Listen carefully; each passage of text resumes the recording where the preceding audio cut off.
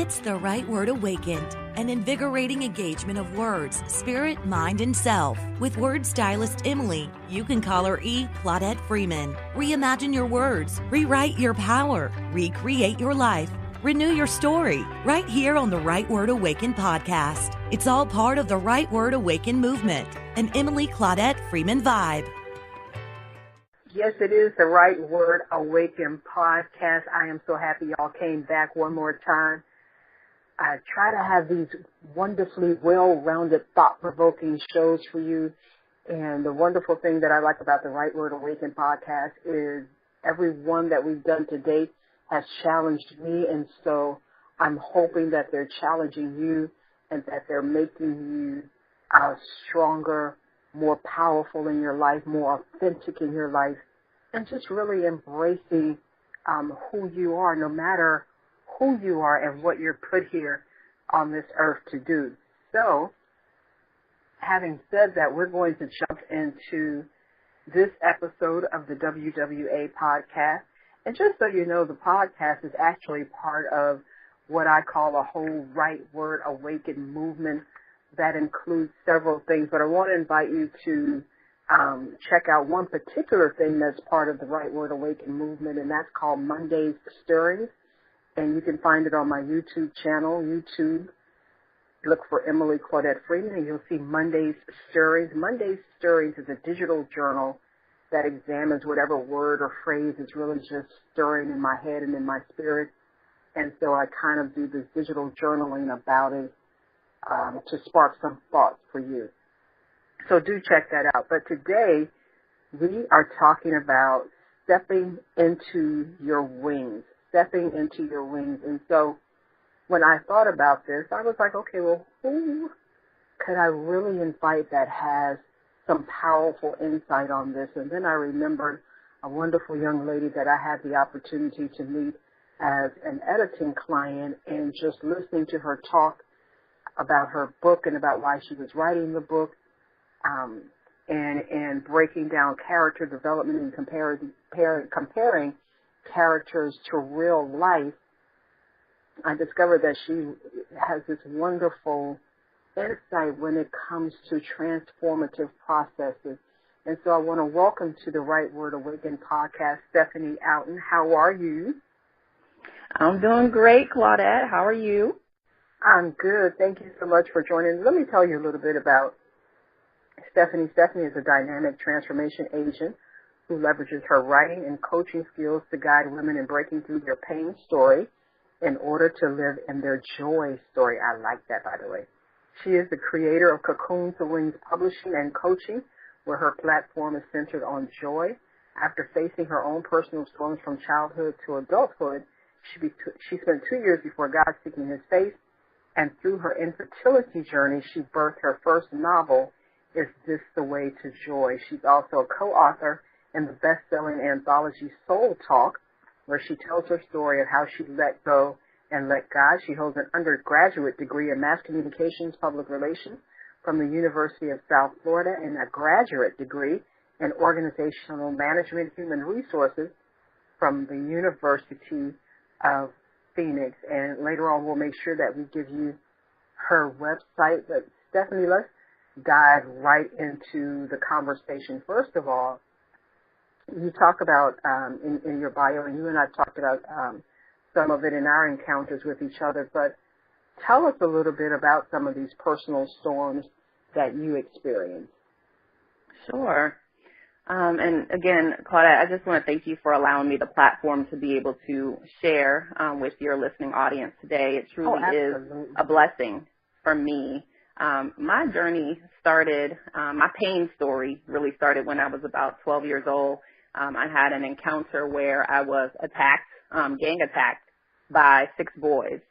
Fortunately, I was not raped, and I thank God for that every day, but that really set me on a path of not really understanding who I was as a girl, and then growing into a woman, not understanding how I was supposed to be treated, and not allowing myself to fully explore who I was as a person, but allowing other people to define that for me. And so I entered into relationship after relationship, finally getting married and still not knowing myself and allowing those relationships to form who I was.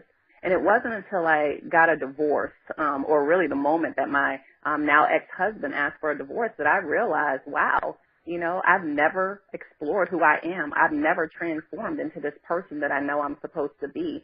And that's what set me on that path of really working through my own transformation and really being able to work through what I consider my 4 life cycle stages to be able to transform into the person that I am today. And I am grateful for every single experience. I wouldn't take anything back.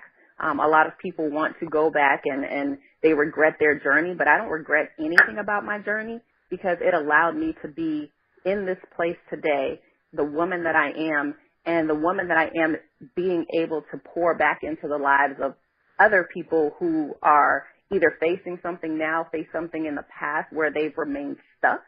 And I want to be able to work with them to be able to move past that stuck place into that transformative place, really into that place of being the butterfly, where they can actually set their wings free and begin to soar. So that's a little bit about my journey. Okay. And so, Stephanie, would you say that what happens is for so many of us, we know the pain story, we live that pain story, but it's hard to get out of that pain story. So what happens is we build and we wrap our whole life around that one thing, and even though it's tragic and traumatic, we can't seem to find a way to move beyond it. Oh, absolutely. It goes back to, like I said, just being stuck. When we have our pain story, we love to live in our pain story. We love to tell our pain story. We want people to be able to, join in on our pain story. And I just don't believe your pain story is what's going to guide you to that next level. Absolutely, it's a part of who you are, and it is what allows you to be the person that you are. But you have to be able to move past that pain story. You have to be able to work through the necessary steps to get to your joy story, that power story, that place where you can say, sure, I experienced this, but you know what? I'm not staying stuck here. I have a new story that I want to write. I have a new story about who I am today. Exactly. And I think you and I, since you and I both write fiction, we understand that sometimes in the writing of a character, it's difficult because, especially when there's a pain story, you struggle with yourself as an author. Do you allow the character to stay in that role of victim and downtrodden? Or how do you find a way to weave this character into a place of victory, or where they realize, like you just said, that your pain story doesn't have to be painful. It is what it is, but what did it help you become? Or what can you become out of it? And so let's take a quick break, Stephanie, and then when we come back, let's talk about the whole, because you talked about the 4 stages that you develop, and I know, and doing my research for the show, I did a little research on butterflies, and so I know that there are 4 stages in that little I felt like I was in science class again, Stephanie. I was like, okay, okay. So let's take a quick break, and then let's come back and talk a little bit about that. We'll be right back on the Right Word Awaken podcast. Are you married? Do you and your husband both have term life insurance? If you both don't, you should. You have a lot to protect. Call now, get a free quote for your husband, and while you're at it, get a quote for yourself too, because you both need term life insurance. Call now. 800-915-9542, 800-915-9542, 800-915-9542. Rates are at all-time lows. We'll shop over 30 top-rated companies to get you the best possible rates. Term life insurance, it's the perfect way to protect the quality of your family's lifestyle. You and your husband both need term life insurance, so call now for a free quote for the both of you. 800-915-9542, 800-915-9542, 800-915-9542. Now back to the show to employ reimagined words and stories in the strategic plotting of your life journey. The Right Word Awakened. before the break, we were talking about the fact that you mentioned 4 stages, and there are actually 4 stages in the metamorphosis process for the butterfly as well. But we were also talking about the fact that you have to choose not to be a victim in your pain story. And I remember encountering a woman who had a pain story, and it was a very difficult story. But in every setting that I encountered her, because we moved in some of the same circles, she was continuously telling her pain story. And she would always tell it from the place of the victim. And what I realized is that the pain and the victimization of the story was what she felt drew people to her. So it was kind of what she used to build relationships. And it was also, unfortunately, what she thought, for lack of a better way of explaining it, is kind of what she thought gave her value. Yeah, it defined her. Absolutely. Right. And so do you find that to be the case with some of when you're working with people from the whole cocoon to wings, a process that for some that story has just defined them? And so I'll tell you the story, and you be my friend, and you be my prayer partner. And so we place ourselves in a position of victim, and that's who we are, and that's who we are, and all of the roles in our lives, we're the victim. Absolutely. And the sad part about that is because we tell that pain story, that victim story so much, and it does define us, it will begin to attract those people who are interested in that type of story. But what you have to realize is you have to set yourself apart. You have to begin to realize what that pain story is accomplishing for you and the types of people that it's attracting to you. And you have to create a whole new set of friends. You have to create a whole new environment in which you invite people in who really care about you getting to that next level, not staying stuck in that pain story. Because if all you're doing is surrounding yourself with people who are attracted to your pain, you need to shift into a new environment, because that's a very unfortunate place to be. You don't want to be in a situation where people only want to be around you for the pain, right? Because what kind of painful place are they in? We weren't created to be individuals that allow people to perpetuate pain. We were created to be able to pour into people positive things to allow them to shift to that next level. And so you can't do that until you go through that transformation process yourself. Yeah. And I think the question becomes then, are you in a relationship with someone who is applauding your role as victim so that they don't have to look at their own stuff? And if that is the case, then you're simply being made the victim all over again. Absolutely. And that's the painful part, is we love to be able to be surrounded with those people who are going to just continue to clap and applaud the pain, but never be able to take you to that place of joy and moving past that and being into that powerful place in your life. And it really does take me to those 4 stages of a butterfly, because as I think about the metamorphosis and the whole process that, this caterpillar has to go through in order to become this beautiful butterfly, it makes me think about all the things that we have to go through as human beings just to get to that place of transformation. So if you would love to dive into that now, Claudette, we can certainly do that.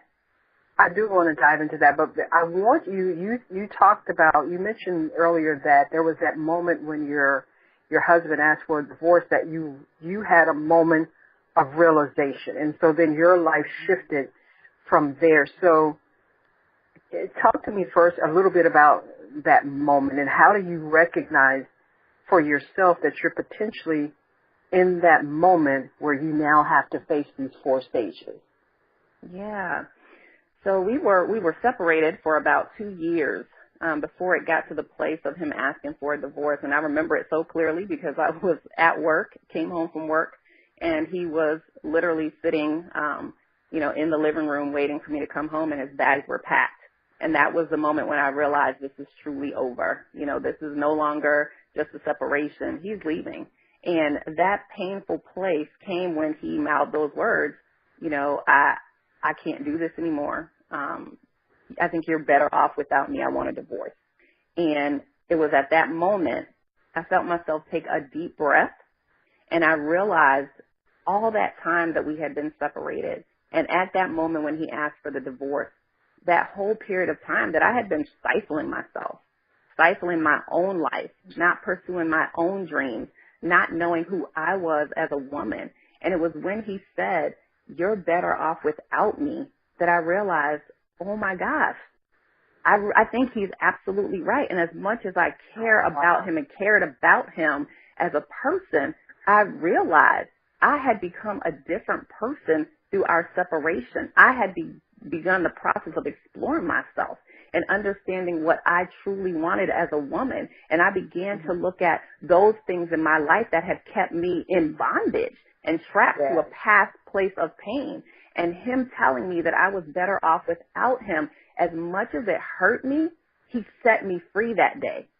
And I remember taking a deep breath, and I realized, wow, now I can truly go be who I'm supposed to be for me, not for him, because I defined my whole life around him, and now I needed to do it for myself. And so I was grateful.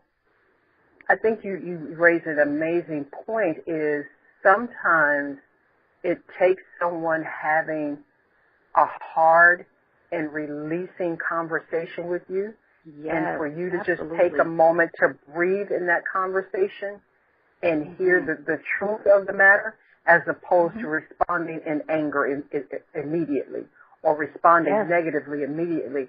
Sometimes you have to take a breath and say, okay, you know what? You may actually be on to something. Yes. You may be on to something. So I'm ready now. I got my notepad. Stephanie, I'm ready. Okay. Please go ahead. I'm ready. All right. So let's talk about stage one. So stage one, when you think about a butterflies start out as these teeny tiny little eggs, right? And it takes about 5 days for the caterpillar to hatch from that egg. And with humans, it's really where our life begins. And that's not necessarily about your birth, right? It's not about when you come into this world as a baby, but it's that pivotal point in your life when you realize a shift is happening and you realize you're ready to start again, right? It's where you start to debunk those myths about yourself. The, I'm not worthy. Who could ever love me? You know that crap that we tell ourselves, right? Those things that we keep hearing over and over. It's the stereotypes, the challenges that keep us from fully imagining the person that we were destined to be. And we wake up and we realize, you know what? It's time to start creating a life that I was purposed to live. And I like to call that stage the I Imagine Me stage. From that Kirk Franklin song, Imagine Me, which is one of my favorite songs. It's where you start to believe it's time to imagine a new me. It's time to start my life again. It's time to start pursuing that place where I'm supposed to be at my greatest and my highest vision for myself. Okay. The I Imagine Me phase. I Imagine Me. Okay, I'm ready. All right, stage two. Stage two, I like to call that reversing the curse.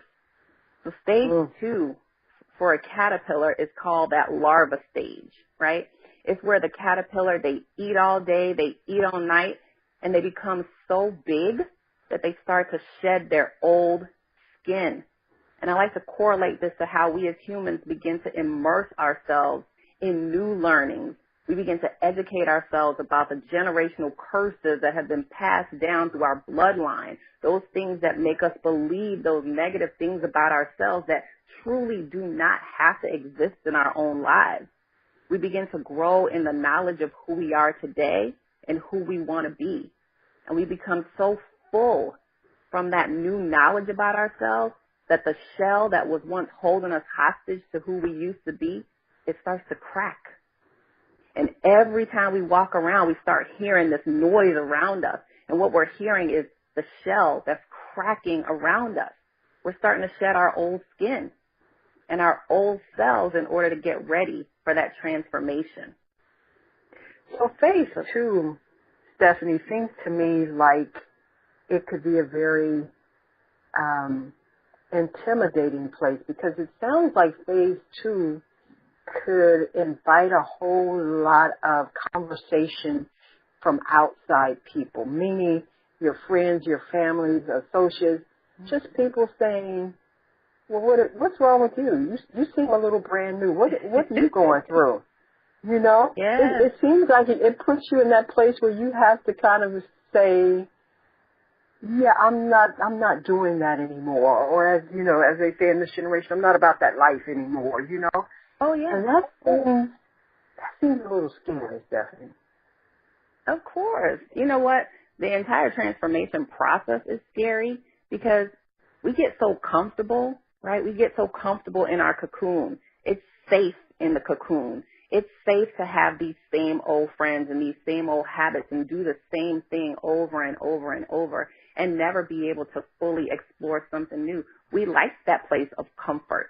And when people start to question, wow, I see something different happening within you or happening to you, of course it's going to make us start to feel scared and we become intimidated because we start to think, oh, well, what is it that they're seeing? Well, why are they saying that about me? And we allow what they start to say about us and what they say to us start to settle in. But when you're truly ready, and that's what I have to tell my clients, you have to be ready for transformation. You can't just say, I want to transform. You actually have to be ready and willing to take the action steps that it's going to take for you to have your personal transformation so that when people start to say things to you and about the changes that they're seeing, it doesn't faze you, right? It doesn't faze you. You can't be distracted by it. Yeah, you cannot be distracted. What you have to do is allow it to fuel you to get to that next place, not distract you from moving forward.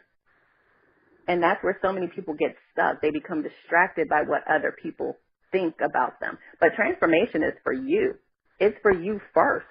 And once you're able to transform yourself and for yourself, then you can be able to invite other people into this new life that you have. Then you can allow people to recognize what the transformation is all about. And those people who don't recognize or understand it, those people are not for you, and you have to distance yourself from those people. It's okay to start breaking off relationships in this stage because, again, it's about shedding that old skin. And if they're not about your transformation and moving you forward, then they got to go, period. Right? Because like the caterpillar, we can't stay in this, and we can't stay in this stage too long. When we start to shed our old skin, we can't stay there too long, right? Because we're starting to become too big to stay where we are.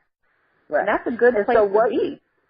And so what you learn in phase one, in the I Imagine Me phase, is where you then you map it out. You look at this new person, this new woman that you want to become, that you know you can become. And you hold fast to that. You hold true to that. But that doesn't mean when you get to phase two that you then owe it to anybody or that you should feel compelled to take the time to explain this new I Imagine Me to anybody.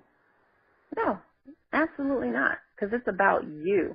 The only person you need to explain it to is yourself and to God. That's it. Because that's where the transformation is taking place within you. So if you feel like you have to explain yourself, there's a problem. There's a problem. You don't have to explain yourself. You just need to transform, period. And you need to start setting a path for that transformation. You need to outline who it is that you want to be at the end of this process. You need to set up your positive affirmations. You need to do your mirror work. You need to have your stickies, whatever you need to do to get to a place of speaking those positive things into yourself so that you can transform. You have to do that. You have to set up your action steps. And you can't allow what anyone else says to take you off that path. So in phase two, where we are reversing the curse, do we have to, Stephanie, acknowledge what the curse is, whether it's something that's generational or whether it's just some mind chatter that we picked up along the way, or whether it's something we've been told in our relationships. You're too arrogant, you're too selfish, you're too giving. Or do we have to identify what the curses are we need to reverse? Yeah, absolutely. You cannot address what you don't acknowledge. There's no way that you can address something that you haven't acknowledged. When I was going through my own transformation stage, I recognized generational curses that had been spoken over my life. And I went back to my earliest memory, and I started writing down what were those things that were being said to me. What were those things that I began to believe about myself? And where did I see that showing up in my bloodline? Where did I see that showing up within my mother, within my siblings, and those people who are part of my bloodline? And I wrote those things down. And for me, because I am a Christian and I use my my spirituality and my faith in God to guide what I do, I wrote those curses down and I created a prayer to break those generational curses over my life. And because I was able to acknowledge what they were and address them through my prayer, I began to see things totally shift in my life. I began to speak a whole new language about myself. And even when family members would say things and say, oh, that's just our family. Absolutely not. No, it's not. I'm going to reverse this curse because that's not who our family is. That's not what we intend to be or who God called us to be. And so for me, I had to be able to take action by creating my prayer and speaking that prayer boldly and walking through my house and saying that prayer and speaking that prayer into my family members for me to be able to break that curse, that generational curse over myself. So when I work with my clients, we look at what is it that you've continued to trap yourself in? What are those things that you believe about yourself, those curses, and how can we break them? And if someone is not a Christian and, you know, we're working from a different space, then we will look at what's the action steps to be able to take you through breaking those curses over yourselves. If it's not through prayer, then how are we going to do that in a way that works best for you? Awesome. Let's take another quick break, Stephanie. And then when we come back, I can tell you already we're going to have Stephanie back, guys, because we're not going to probably do phase 3 and 4 this show. But that's okay, because we'll bring her back so she really has time to discuss those. Let's take a quick break, and we'll be right back on the Right Word Awaken podcast. Why have thousands of aspiring authors teamed up with Christian Faith Publishing to publish their book? Because Christian Faith Publishing is an author-friendly publisher who understands that your labor is more than just a book. We provide authors freedom and flexibility throughout the publishing process, professional book editing, award-winning design, and some of the highest royalty structures in the publishing industry. And as always, you will retain 100% of the rights to your book. I was looking to find a company that I could trust, one that assisted in the editing process completely. The most important qualities that I was looking for was a publisher who was honest and upfront, no hidden costs or fees, and owning the rights to my own work. Christian Faith Publishing will publish, market, and sell your books in all major bookstores, online booksellers, as well as specialty Christian bookstores. Call for your free author submission kit. 800-978-4811. 800-978-4811. 800-978-4811. That's 800-978-4811. We're telling your words and stories to wake up. It's the Right Word Awaken podcast. So we still have phase 3 and phase 4 that we want to get to, but we're going to bring Stephanie back for a part 2 to do that and to talk about how wonderful it is to fully step into your wings and why that should be something you should be excited about. But for this episode, Stephanie, give us some closing thoughts to take with us until we bring you back. Oh, sure. What I love to share with my clients is, and those who are willing to listen, and those who have open ears and are ready to receive, is that, you know, transformation is a process, and we have to be willing to trust the process. We have to be willing to walk through the steps and know that the process is for a reason. And don't try to rush it. So many times we try to rush that process and move past different steps, but you have to be able to take the right steps in order, right? And you have to understand what that order is for your life in order to be able to move through your transformation stage. And you have to really believe within yourself. Believe in yourself. You know, so many times we get stuck in a place where we believe so much of other people. We believe in what other people say and what other people do, but we don't trust ourselves and we don't believe in ourselves. So I want people to understand that you have the power within you to transform. And if you don't believe in yourself and believe in your own transformation, you're not going to be able to move forward at all.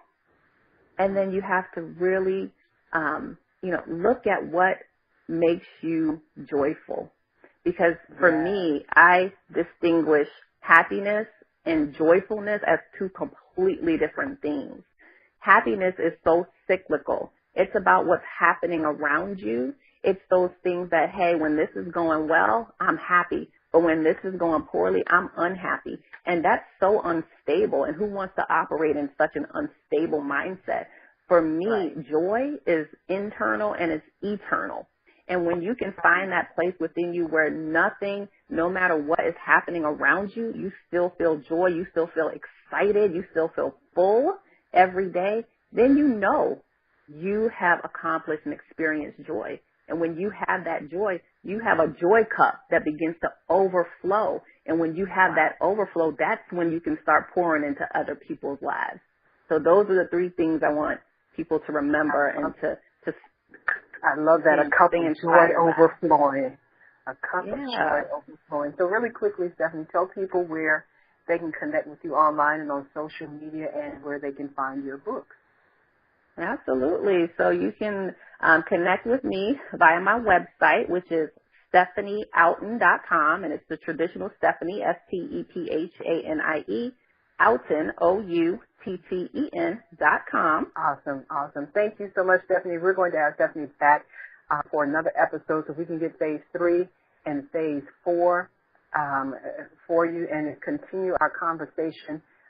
As she touched on here, getting to joy, stepping into your wings so that you fully get into joy. So on every show, I want to end with an affirmation and intention and something called your move, which means it's an action that you have to take. So our affirmation for this discussion, stepping into your wings, is I embrace the process of transformation and I am encouraged by what it brings. I embrace the process of transformation and I am encouraged by what it brings. Your intention, I learn all I need for positive and productive metamorphosis in my life, and then I teach it to others. And here is your move based on something Stephanie just said. Write the curse and write something to break the curse. If that is a prayer, if it is a poem, whatever it is, write the curse and then write something that breaks the curse that you can speak aloud in your life daily. So what you're doing here is creating a language of your own for transformation. So write the curse, write something that breaks the curse to create a language of transformation. Thank you so much for joining us on this episode of the Right Word Awakened podcast. We'll talk to you next time. You've been listening to The Right Word Awakened, an invigorating engagement of words, spirit, mind, and self with word stylist Emily. You can call her E-Claudette-Freeman. Want more information? Visit www.eclaudetteliterary.com. For sponsor, guest, and other show information, email rightwordawakened@eclaudetteliterary.com. Until next time, tell your words to wake up.